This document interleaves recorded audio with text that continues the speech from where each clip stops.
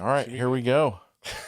This is episode 1 of our Virtual Dojo experience. Wanted to start with introductions. You want to go first? You want me to do it? I'll go first if you don't mind. Okay. All right, so I am Devin Henderson. I am the mastermind behind this crazy thing called the Virtual Dojo, and I'm here with Cyrus, which I'm really excited about. Cyrus is the one that's pushed me really hard to do this, which I both love and hate at the same time. I'm sure you can appreciate that. Yeah. I'm Cyrus Calloway. I'm the vice president.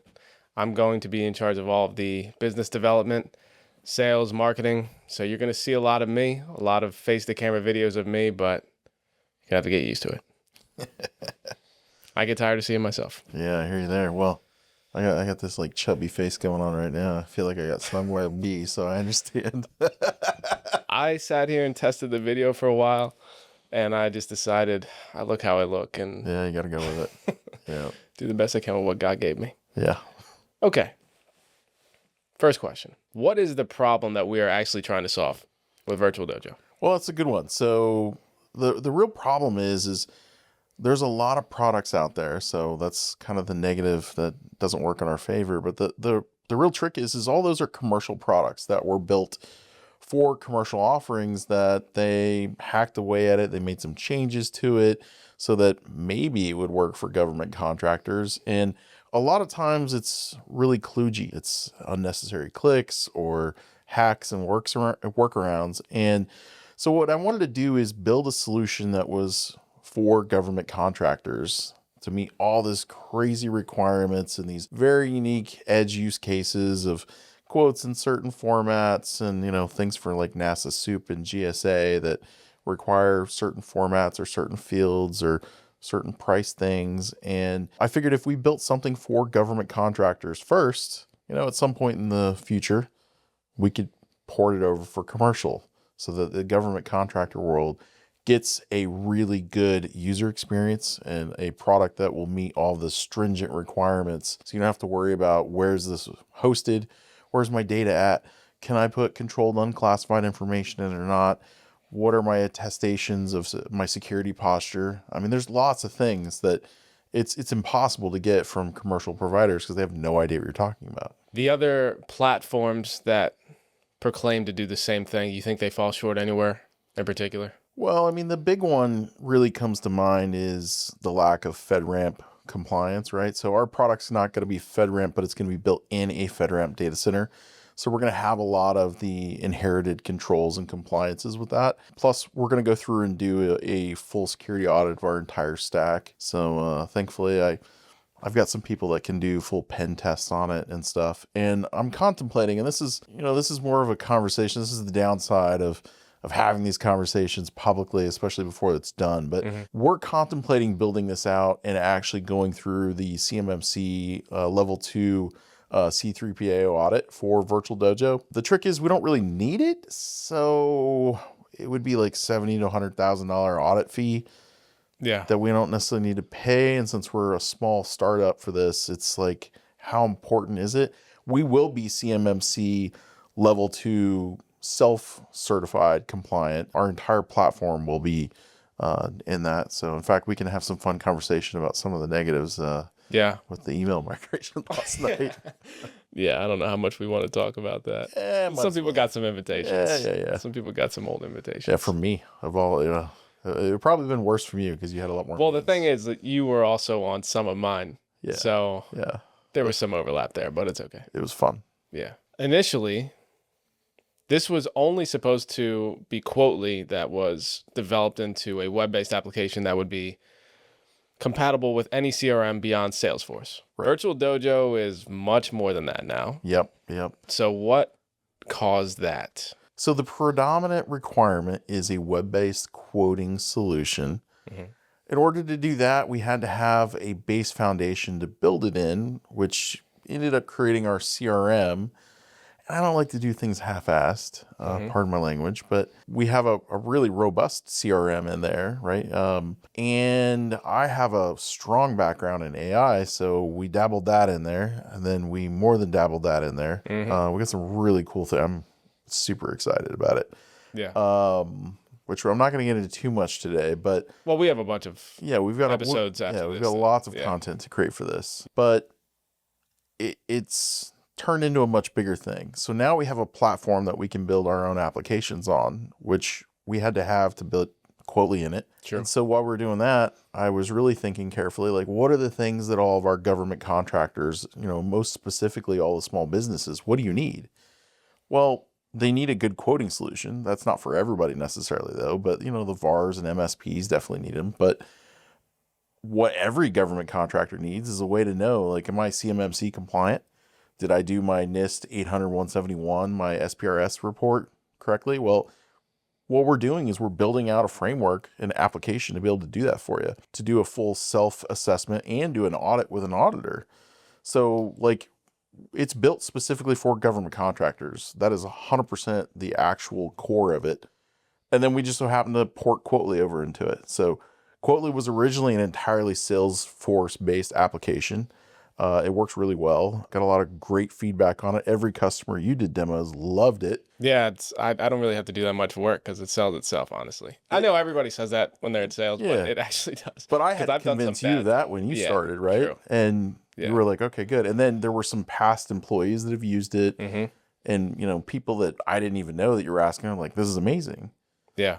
So we ported that over into this Virtual Dojo platform. That kind of explains the journey from Salesforce managed application to an entire web-based application for government contractors that we basically ported the app over into it. So Virtual Dojo will be Quotely and so much more. In the early days of DH Technologies, obviously you had to decide upon a CRM that worked for you. How many did you look into? What did you like about some of them? What did you dislike? Why did you ultimately settle on Salesforce? We started DH Technologies in 2013, and in the very early days, you start off with Excel spreadsheets, and then you learn really quickly that that's just not good enough. So for any of my government contracting friends out there that are using Excel spreadsheets today, I hear you. There are a lot of them. Oh my God. I've had some conversations. Yeah. So we actually used a really lightweight, and it was just for opportunity management. It was a CRM called Nutshell, which I actually looked into not long ago. I really like the way it looks and feels, but it didn't have enough. I mean, you definitely can't do anything GovCon related in it. But if I was just doing basic opportunity tracking, it worked really well. Got it. Well, I wouldn't say really well. It worked. And so there's that. And then we jumped from that to ConnectWise. And I hated ConnectWise. The problem with ConnectWise, and this might have been more the earlier days than today, but your business processes had to meet how their platform worked. Mm-hmm. Like you couldn't build it around, your business practices. You had to build your business practices around ConnectWise. And so that was a no-go. And like quoting, soup quotes and things like that, that was like a non-starter. Like it was just hacks upon hacks. Or, instead of quoting out of ConnectWise, you only use the opportunity stuff. And then you use like VAR Commerce or VAR Street or QuoteWorks. And then it synced into this. The problem is every time you click sync from a quote, it would create a whole new opportunity. Okay. Which doesn't sound like that big of a deal. But if you're managing a sales organization, a couple $1 million or 10 or $20 million. Yeah, things can get Are these real opportunities? Are these junk?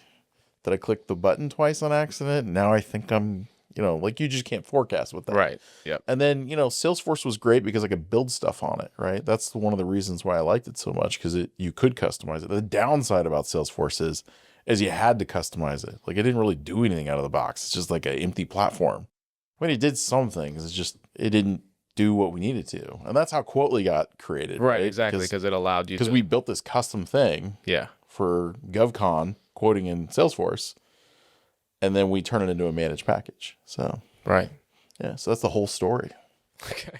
In the early days, I'm sure there were some not issues, but you had to figure out compliance pretty quickly. And then even more recently, there have been new introductions to that problem that needs to be solved by every government contractor.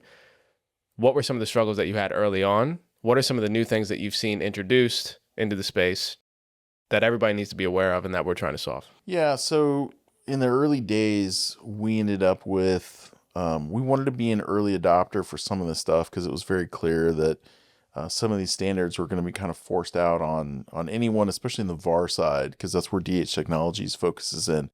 But on the VAR side, ISO 9001, that was a really big to-do. And, in the early days of, kind of a bootstrapped company with 10 or less employees, like who's managing that? And then are we saying we're doing it or are we actually doing it? And I prefer to actually do it. So that was a lot of work. But then on top of that, one of the early things, and we were one of the first 10 companies to get this certification, which was the ISO 20243, which is the Open Group Secure Supply Chain compliance. Okay. And, that's just further regulation and things you got to meet. And thankfully, we were able to make sure that all of our processes that we built inside Quotely, inside Salesforce, met all those requirements. And you really couldn't do it without following, the process.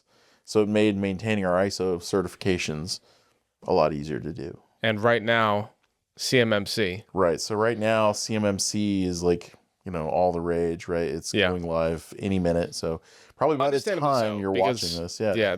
A lot of the integrations that we've done with other companies with Quotely already, as soon as you bring up CMMC, it's like a wave of fear that goes through the room. So yeah, or a wave of excitement that we even know what it is. Usually we bring it up before they even ask. Yeah, which is probably a nice change in pace for people.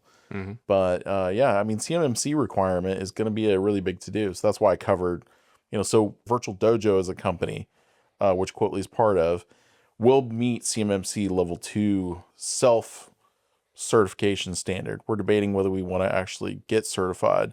So that means the product itself will have to meet all of the 110 NIST controls and all the frameworks and stuff like that. So we are going to build some attestation reports that you can log in and look, so that if you need to use that as part of your compliance framework, like this is the system we use to store CUI data on it, then you'll have that data. It'll help you, right? The last thing I want to do is make it harder on some of the government contractors. Right.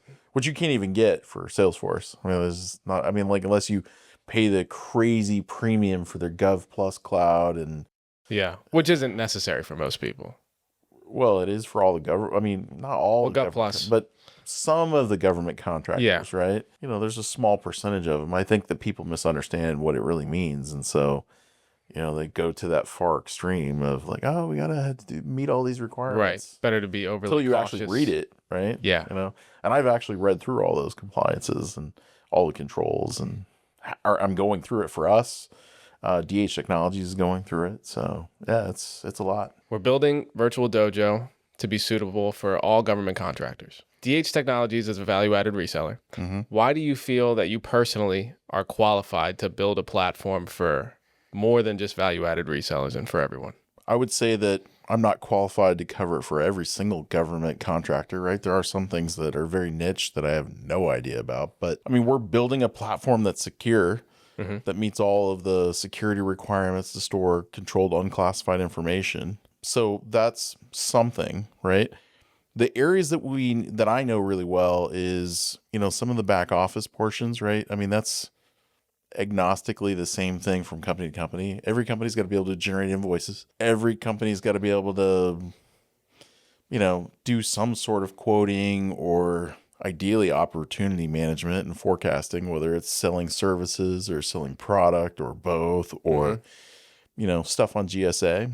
Those are the areas that I can definitely talk to and I feel very confident about. There are some special niche areas of like medical and stuff like that like I have no idea. But from the IT realm, all things that side, even construction, you could use this for construction and things like that. It's so broad. It is, right? It's a platform. We just happen to port over the things that will work really well for MSPs and VARs. Right. Because it's an area we know really well. And, that's part of the reason why we're doing this podcast.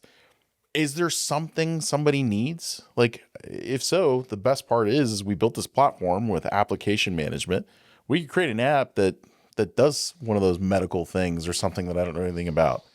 This is part of the build in public process too. Yeah. Because we're hoping that people engage. It's a very vulnerable thing. I'm sure we'll get some pushback. Yeah, I think so. Which, in some way I appreciate. Right. I don't want them to be like, oh, this is great. It's all great. Like, Yeah, and then you know, secretly they're having right. conversations like this thing is not good. No, I would rather people throw rocks through the windows today, Yeah. you know, metaphorically, and then we make it even better. Yeah, agreed. I mean, that's one of the values of having, you know, my past history with DH Technologies involved, and still my current in some ways, is I can go and say, hey, you guys are doing all the CMMC level 2 stuff. Is this actually going to do what I think it's going to from a how do I get compliant? And, you know, we were having that conversation over lunch with the team, and already got some really good feedback. So the build in public part, if people actually contribute in some kind of constructive way, then it'll go a long ways. Yeah, because nothing that has been built thus far hasn't been used personally. Yeah, absolutely. Absolutely. That's how you validate that it's useful. Yeah. Yeah. What's really cool about it is you know, some of the things you see work for the first time, it's really exciting. I mean, it's really exciting. Yeah. I mean, I could go off on a tangent on how excited I was the first time I saw this, that, or the other, but I'm hoping to capture more of that at another time. But we'll get a couple of verticals, like a couple of video clips to share with people. With that in mind, what has been the hardest thing to build so far about the platform? I'm sure going into it, there were things that you thought would be super easy, things that you knew would be difficult. Yeah, there definitely have been. How is that actually married up with reality? There's been a lot of things that have been a lot harder than I expected. So really narrowing it down on one thing. I'll tell you one thing that I thought was going to be really hard that turned into be not nearly as hard is like the whole email integration. Yeah. So I have a strong background from a technology standpoint of how email works and stuff like that. Contrary to the email story we'll talk about probably later, it is, you know, I was trying to build this robust email architecture that sits in this platform. And then I realized that we could use a third party securely to do it, and that's what a lot of the big players are doing. And then it took like 2-3 weeks worth of work or more. It took like 2 hours to do. Yeah. Now it's not completely done, but I would say more than half of it's done. And you know, and the engineering team that's predominantly working on this was like, how did you get this done so quickly? I was like, I stepped back and I looked at it very carefully. Right. And the path I was heading down was going to be way overcomplicated. So, you know, I would say the hardest part is, so I have ADHD, which means I get really excited, shiny object, and like now we're chasing the squirrel in the tree and all these things are happening. Is to stay focused. Right. And, you know, see that thing through. Now, the good news is I'm not building this by myself. Thank the Lord. I'm sure I would do it securely, but it wouldn't be done on time. Mm-hmm. But so we have multiple engineers working on this. I'm working on it. There's small little pieces that I'm working on it, which I'm happy to just, you know, to tell you that way. If this one part you hate, then it's personally my fault. Yeah. Yeah. With the ADHD thing, it's like, there have been times does the quoting work but yet? That's good. That's good too. Like, you know, that's why I always encourage you, like, feel free to stay on me about something if you don't get what you need. Yeah. It's a superpower, but also can be if harnessed properly. It's a superpower also only if you're willing to understand that it can also be, you know, your absolute biggest vice. Yes. Right? Yeah. And having accountability people along the way, such as yourself, makes it my superpower. Right. How close do you think we are? There's the $1 million question. You know, it's easy for somebody like me to ask that question. Yeah, you're like, just show me the new thing. When can I sell it? Yeah. Come on. Is it done yet? Yeah. Here's what I'll say. We are dangerously on track to a early Q1 release. Professionally, that is my official response. I expect some of our early adopters, our beta testers, to start, you know, mid-January. Mm-hmm. I'd say January 1, but I mean, these guys aren't. I mean, like, we're all trying to come back from the holidays and like remember our normal business routines and stuff. So like middle of January, I figure people are starting to more engage. That gives our team, you know, every ounce of time to go through and get this going. I mean, the platform's up right now. I did a video just last week of, you know, the basics of how it worked and talked about some of the AI integration, which was one of the things I was really excited about. Not because it's the first time I saw it work.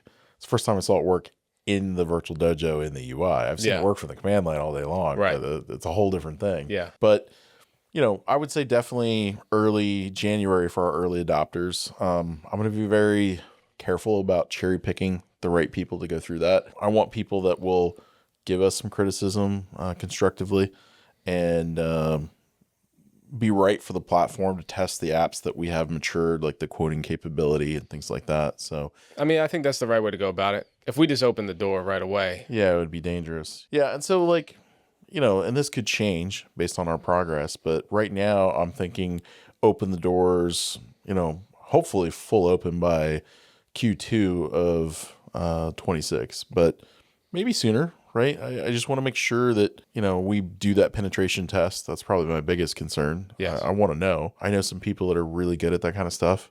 Someone who I know will personally my younger brother does this stuff. So who doesn't want to best their older brother by completely destroying something? He's also not a slouch. He's not. He's really, You can look him on LinkedIn, Justin Henderson. A little shout out. Hey, little brother.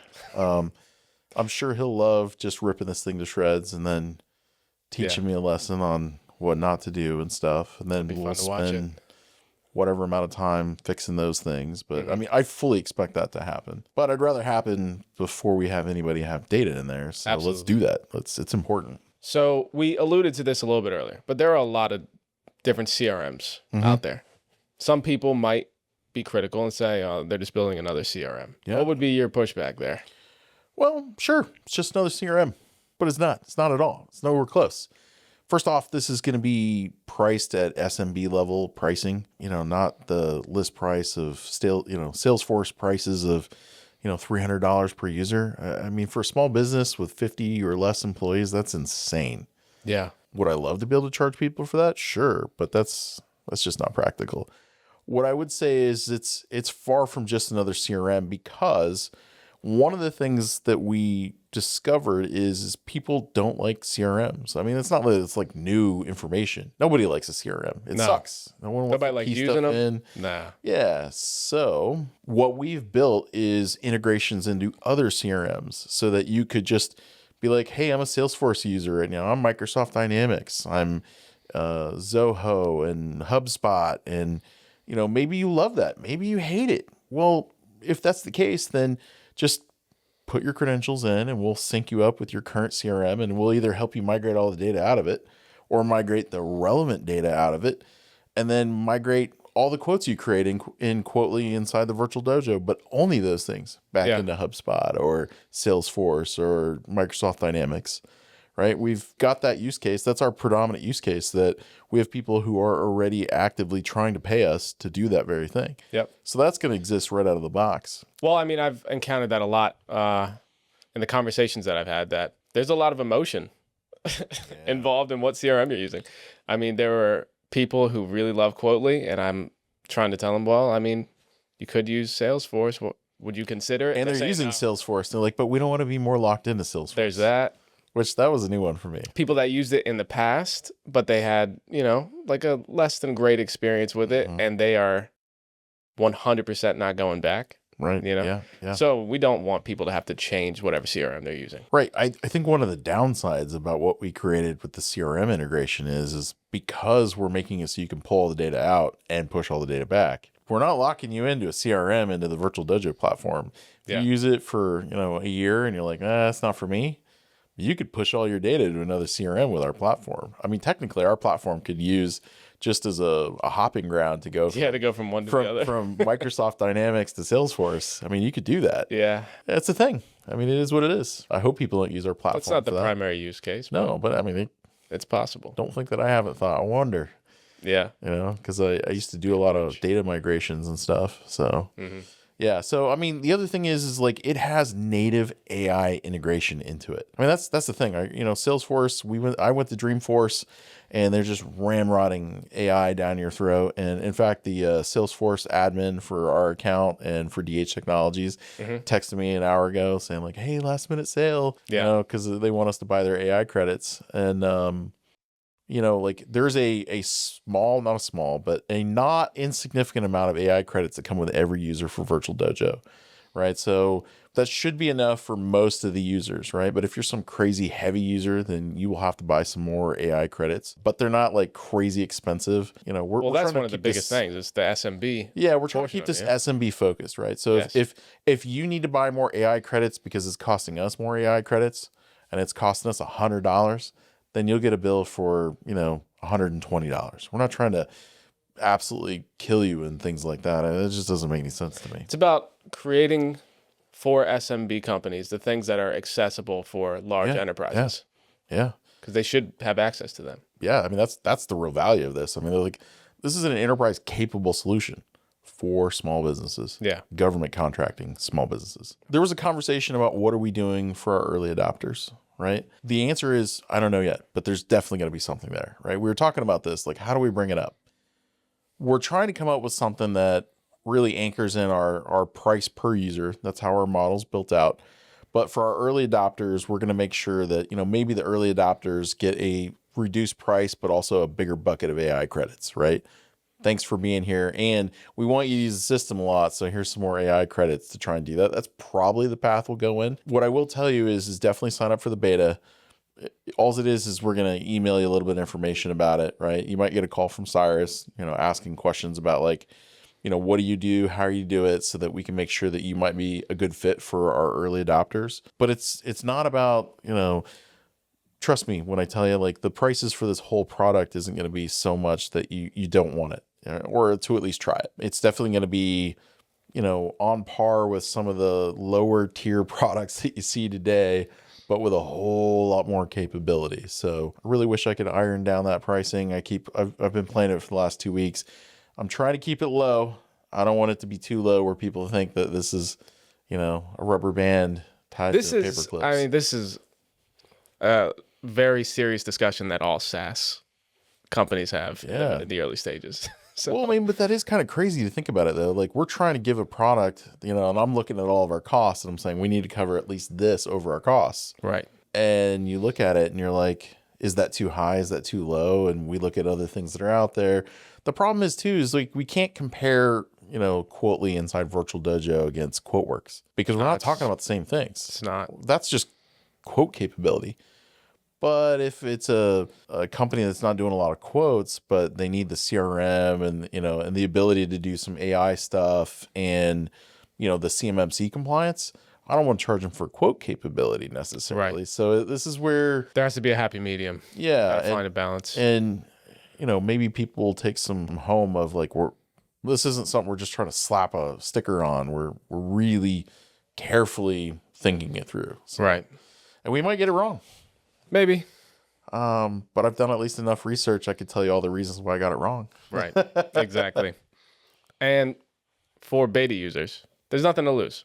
Just saying. This is my little sales pitch. There's nothing to lose. You're getting in early. During the beta period, there's going to be no cost.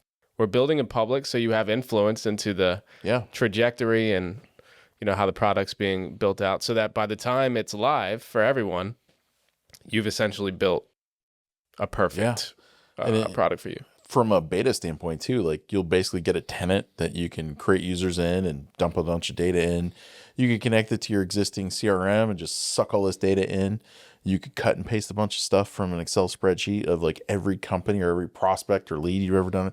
So like all the leads that you've been calling, I took copy, paste, and I put in like 1,300 leads, which is really not that many, but 1,300 leads into the Virtual Dojo. It took like, a couple seconds. Like it was, and and the best part is since we're a very AI heavy company, I made it so that you didn't have to like format the columns certain ways. You just open up Excel, highlight all the stuff you want, copy, go into the Quotely thing. I want to import data from Excel, paste, and it reads all the headers, and it's like, all right, I got all this data.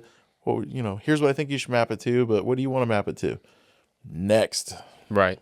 So, I mean, really easy. How do you think it's actually going to have a serious impact on the industry? How do you think it's going to change the game? I think we're going to see some of the competitors raise their game of like, now we need to actually meet all these compliance things. Because I think some people skirt it. I think the problem is government is loosely controlling what they call controlled unclassified information. So is it not? So does that mean I can't use this system, but I can use this system? So I think people are going to have to be a little bit more intentional saying like, hey, this does meet these requirements or it doesn't. Right. My hunch is if it doesn't, they just won't say anything. Yeah. Right. So the other thing I think is it'll be a game changer for all the small business government contractors. The reason why I really look at this, and I've got a few people that I mentor. I'm not so awesome that I should be mentoring anybody. Let's start with that. But there are some people that come to me for advice and I offer it.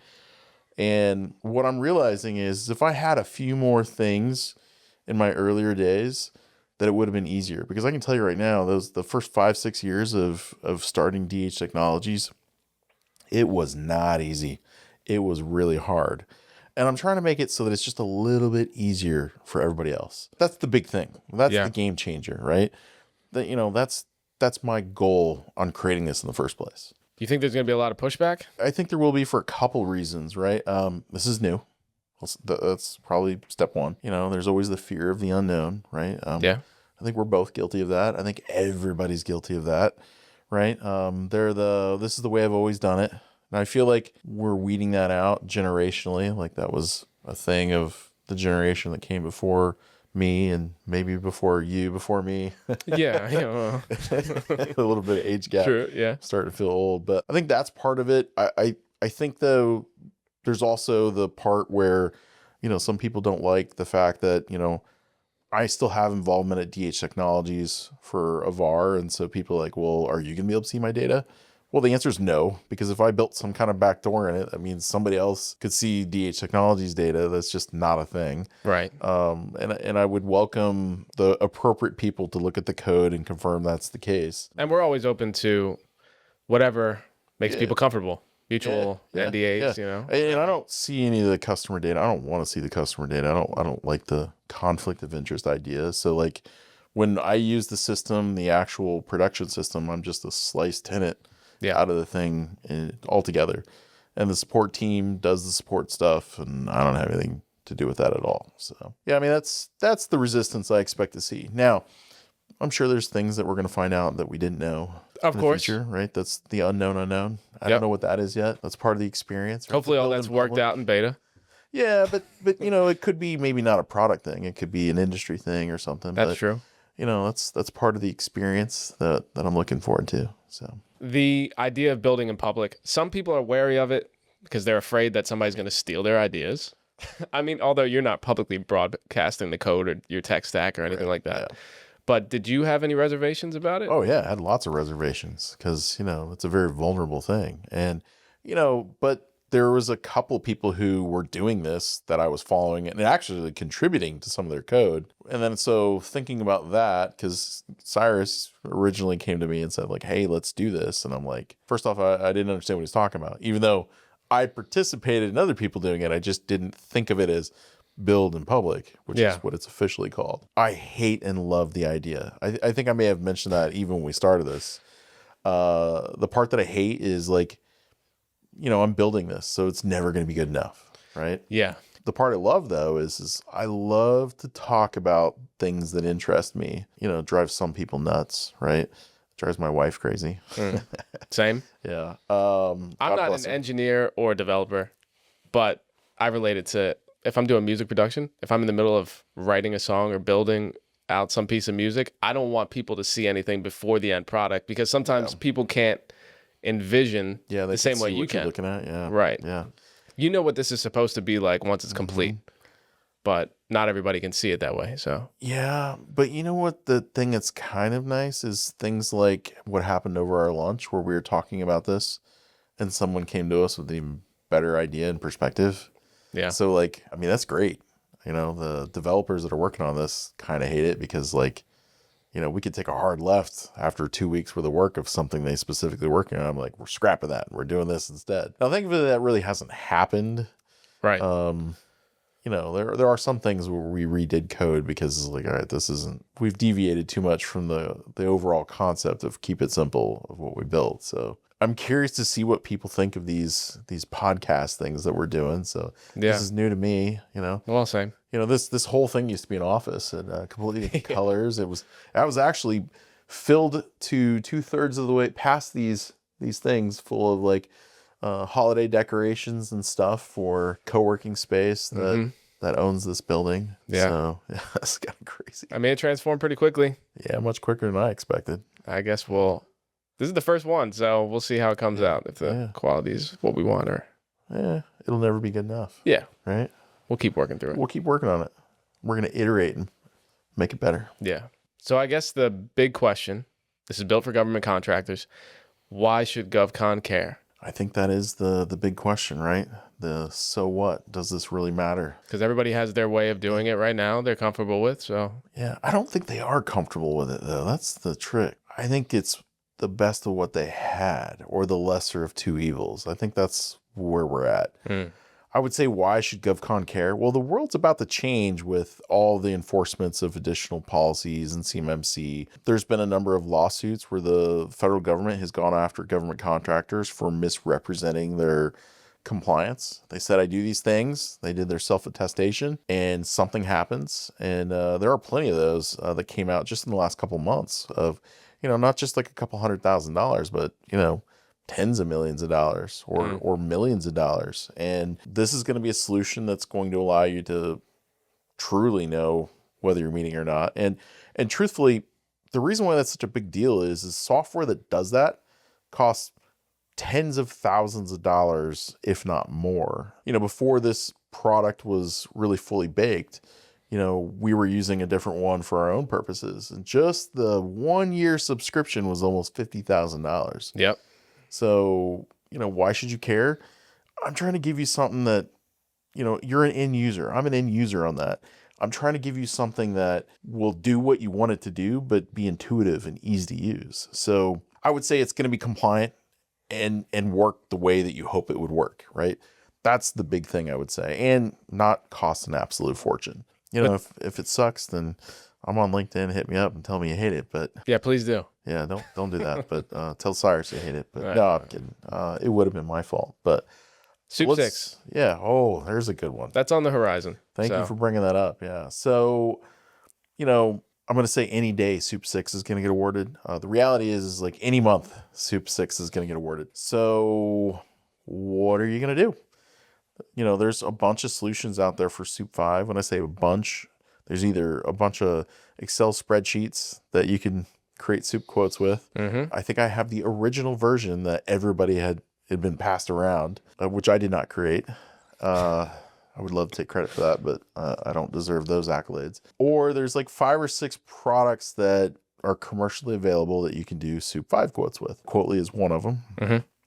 Well, this platform is going to handle Soup 6 quotes and be able to do it as soon as Soup 6 goes live. It's going to be based off of a lot of the way we did it with Soup 5. But if there are more changes other than what I could, peruse and see through the, Soup 6 requirements document and the contract holders manual, then we'll make the necessary changes. I mean, they usually give you a couple of weeks at a minimum before the contract goes live for quoting, or 30 days or more ideally. But, we can make enough changes, and our quoting capability, the way we built it, can support so much different unique quoting capabilities or unique fields that the users are creating themselves, that it should be able to support it just the way it's built today. But on the off chance it's not, because the government likes to make things really complicated, really simple, we'll obviously make sure it supports it when the contract goes live right away. So from a Soup 6, what are you going to do, government contractors? What are you going to do? There's a lot of difficult solutions out there, especially because there's expected to be a lot more awardees. So I'm sure a lot of people will try to piecemeal things together and combine, try to engineer something on their own. You can either learn it the hard way, or the way that I already know how to do it, because I have, Soup 5 is on year 9, year 10 almost at this point. So the contract should be over any minute. So I have 10 years of Soup 5 experience with building a quote software. And Soup 5 is so much different than its predecessors. So even those don't really have any relevant value. So not dismissing some of the people with years and years of experience. So, right. Yeah. Well, what do you want future discussions to look like? I'd say, to summarize this is a unique thing that we're doing. We're building a product, a CRM platform, quoting capability, compliance capability into a government contracting specific format that is going to be secure in a FedRAMP certified data center. So from a what's different, so what?